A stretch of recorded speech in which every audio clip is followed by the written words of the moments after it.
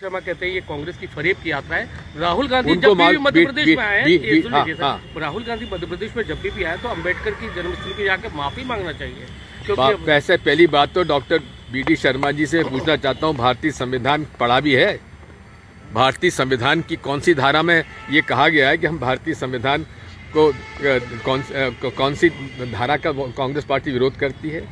हमारा जो मूल जो प्रियम्बल है गाइस, उसमें 4 चीज़ें हैं।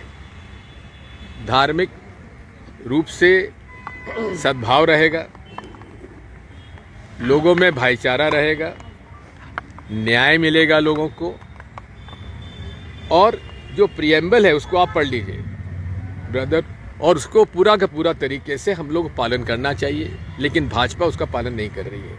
सर सौरभ, साथ में भारतीय जनता पार्टी जो है, ये अनेक लोग इसको कह चुके हैं कि हम भारतीय संविधान को चेंज करेंगे, और अटल जी के समय तो एक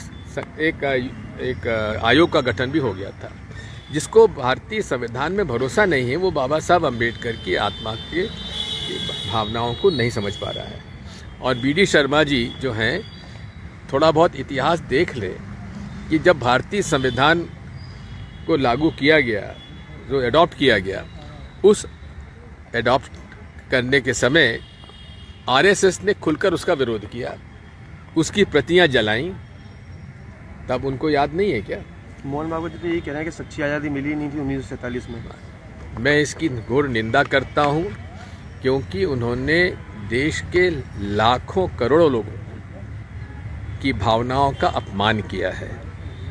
उन्होंने शहीद भगत सिंह जी, चंद्रशेखर आज़ाद, अशफाकुल्लाह जैसे लोग, जिन्होंने गणेश शंकर विद्यार्थी जैसे लोगों ने देश के लिए शहादत दी, महात्मा गांधी जिन्होंने पूरा जीवन लगा दिया इस आज़ादी की लड़ाई में, वर्षों तक पंडित जवाहरलाल नेहरू, सरदार पटेल, आज़ाद साहब और अनेकों लाखों लोग, और पंडित जवाहरलाल नेहरू का तो पूरा परिवार जेल में था।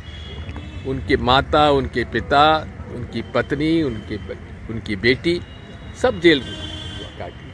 तो ये अपमान है उन स्वतंत्रता संग्राम सेनानियों का, जिन्होंने ब्रिटिश हुकूमत में लाठियां खाई, गोलियां खाई, जबकि आरएसएस के लोग ब्रिटिश हुकूमत का साथ दे रहे थे और मुस्लिम लीग के साथ सरकारें बना रहे थे। विश्व हिंदू परिषद के लोग, अब विश्व हिंदू परिषद तो बाद में आया, हिंदू महासभा के लोग, जिनको जो श्यामा प्रसाद मुखर्जी खुद डिप्टी चीफ मिनिस्टर थे बंगाल में, मुस्लिम लीग के साथ, उनके चीफ मिनिस्टर के साथ।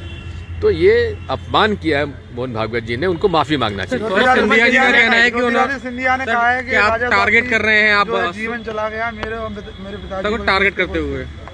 आप एक उदाहरण बता दीजिए जहां मैंने लेट महाराज के खिलाफ कोई एक शब्द कहा हो।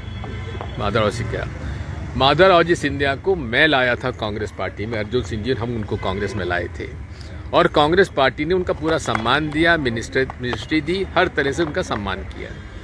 जहाँ तक ज्योतिराज सिंधिया जी का सवाल है, मैंने हमेशा उनको अपने बेटे के समान रखा है। अब वो हमारी पार्टी से बाहर निकल के चले गए, और वो सब वो कह रहे हैं जो कि उन्होंने जिसका विरोध किया था, उल्टी बात कर रहे हैं। उन्होंने खुद ने कहा था भारतीय जनता पार्टी जो आईएसआई की पार्टी है, आईएसआई क्या पाकिस्तान इंटेलिजेंस की पार्टी है, और उसी पार्टी में आप शामिल हो गए तो हम नहीं कहेंगे क्या? धन्यवाद। सौरभ शर्मा केस में क्या कहेंगे? है कहाँ सौरभ शर्मा? वो भी ग्वालियर का है, ढूंढ के दिखाइए, बताइए।